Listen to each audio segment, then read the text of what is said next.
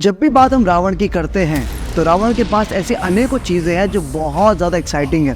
चाहे बात करें उनके 10 सिरों की, चाहे बात करें उनके साम्राज्य की, उनकी शक्तियों की, उनके सोने के महल की, उनकी सिद्धियों की, और सबसे ज़्यादा अगर कुछ एक्साइटिंग है तो वो है रावण का पुष्पक विमान। प्रणाम दोस्तों, मेरा नाम आकाश खेमचंद और आज बात करेंगे पुष्पक विमान की। यदि आज पहली बार मेरे चैनल पर आए हैं तो सब्सक्राइब जरूर कर लीजिएगा, क्योंकि मैं ऐसी रोचक बातें आपके लिए लेकर के आता रहता हूँ।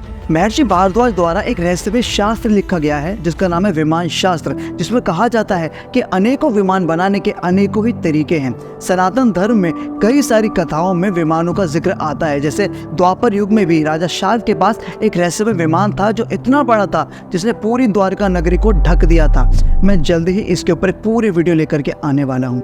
और साथ ही साथ शकुनी मामा के पास भी एक जादुई विमान था, परंतु इन सब में ज़्यादा फेमस अगर कोई विमान है तो वह रावण का पुष्पक विमान। ऐसा भी कहा जाता है कि रावण के पास अनेकों विमान थे जिनकी अलग अलग खूबियां थी, परंतु पुष्पक विमान बोले तो ऑल इन वन। पुष्पक विमान को लेकर के रामायण में जो खूबियां बताई गई है वो ये है कि अपना साइज छोटा बड़ा कर सकता था, साथ ही साथ ये मन की गति से उड़ सकता था। मतलब एक पल में कन्याकुमारी और दूसरे पल में कश्मीर। और इस प्रकार से इसके बारे में ये कहा जाता है कि इसमें खतरनाक वेपन्स इतने थे कि किसी भी युद्ध में हार नहीं सकता था। पुष्पक विमान को लेकर के रोचक बात और कही जाती है कि ये केवल पृथ्वी पर नहीं, ये दूसरे डायमेंशंस में और साथ ही साथ दूसरे ग्रहों पर भी आ जा सकता था। इतनी खूबियों के साथ उड़ने वाला पुष्पक विमान आखिरकार रावण पे आया कैसे? ये पुष्पक विमान शुरुआत से रावण के पास नहीं था।